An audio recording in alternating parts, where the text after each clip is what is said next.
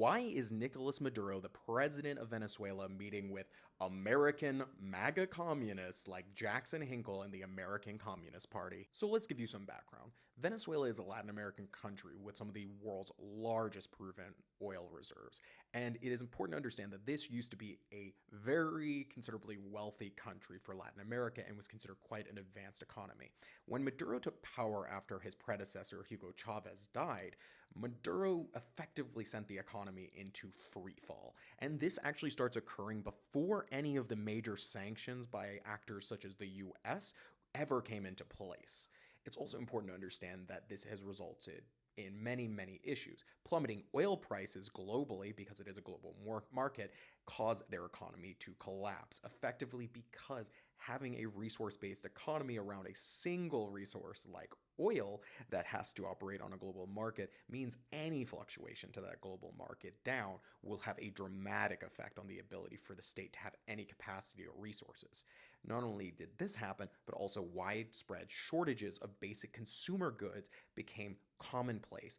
Hyperinflation also soared to 130,000%, causing just incredible social decimation and mass immigration. 7.7 million Venezuelans have left the country since 2014. And in the 11 years of the Maduro rule, this has been the largest exodus in Latin America's recent history. On July 28th, they had a presidential election between 8 candidates, one being Nicolas Maduro. The other main candidate, Eduardo Gonzalez, who was a stand-in already for Maria Corina Machado, who was banned from participating in the election because of Nicolas Maduro, was the person that was most posed to probably beat Nicolas Maduro. And we can see quite quickly, it looks like they did indeed beat them, and not by a little. So it's been a long time in Venezuela since elections have been free and fair. The last few years, it has gotten particularly bad and difficult for opposition candidates to be able to access their legal rights, such as obtaining the voter tallies from each voting station. This is something that is allowed and guaranteed by Venezuelan law, but because of the Maduro government and their allies, this has very much often not been the case. This year, the candidates put together a nationwide organization of 90,000 volunteers trained to make sure that they can get these voter tallies, know their legal rights, but also to be able to get them safely into an area that they can count, catalog, and make sure that they have a good idea of what the actual votes were, and not just go off by whatever the government that is run by Nicolas Maduro says it's going to be.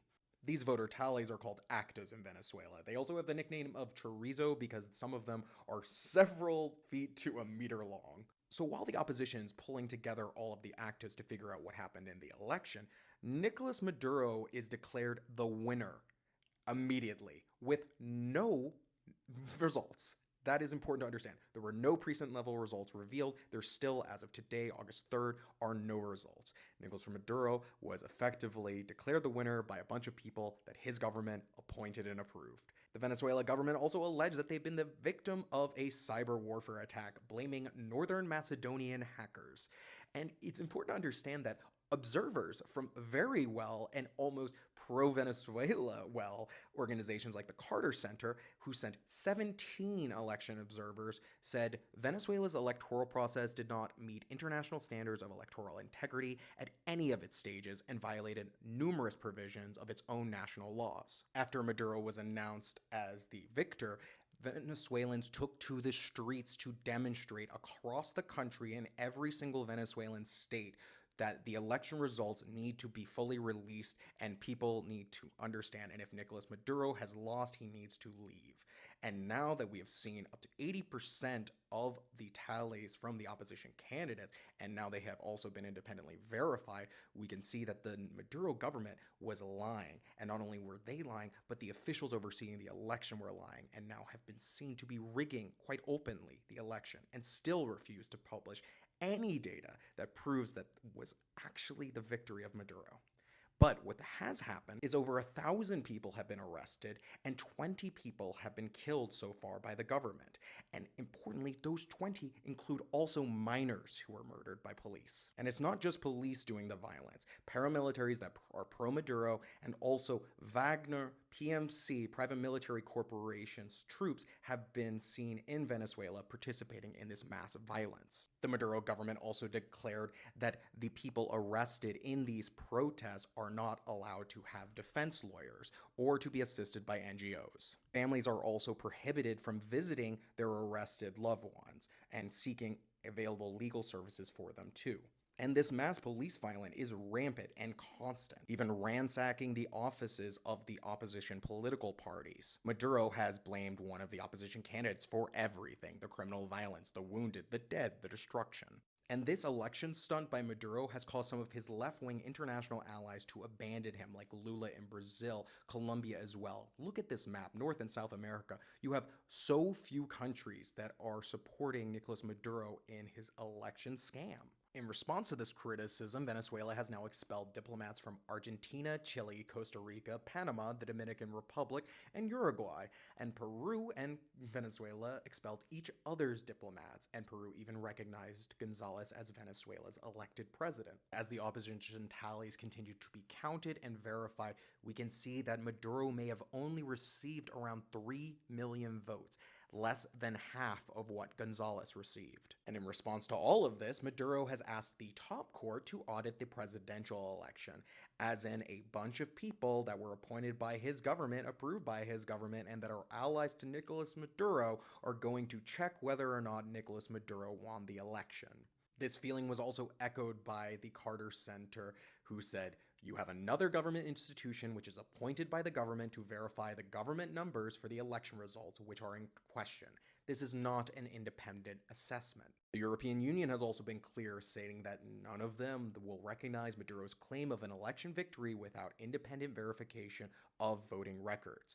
Quote, "They should have been provided immediately, as in any democratic electoral process." Maduro's closest party allies have much different ideas on what should be done. The National Assembly President, Jorge Rodriguez, his chief negotiator in dialogues with the US and with the opposition, insists that Maduro has indisputably won, and moreover, he calls for the arrest of his opponents, which he declares as violent fascists.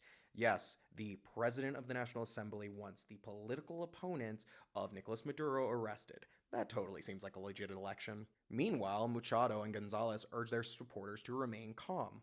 Quote, "I ask Venezuelans to continue in peace, demanding that the result be respected and the tally sheets be published." So where do the American MAGA communists come in, who are defending and supporting Nicolas Maduro in this moment, who see arbitrary arrests and police brutality and think, yeah, that's totally legitimate. All of those protesters must of course be paid opposition. And how lovely it must be that Nicolas Maduro has paramilitaries that are willing to attack his own citizens. See, Maduro's smart. He's aware there are a lot of Western leftists, especially online, who for some reason or another love him, think he is the greatest thing ever, think Venezuela is some socialist utopia that should be emulated, and ignore any facts from on the ground, and especially ignore any Venezuelan who is critical of Maduro. And as we can see by these voting tallies, they are literally discounting the majority of the country. So when you see Western leftists online talking about Venezuela, especially right now, and defending Nicolas Maduro, a man who became a billionaire while the president of Venezuela, you should really question where they're getting their facts, sources, or if they have any expertise.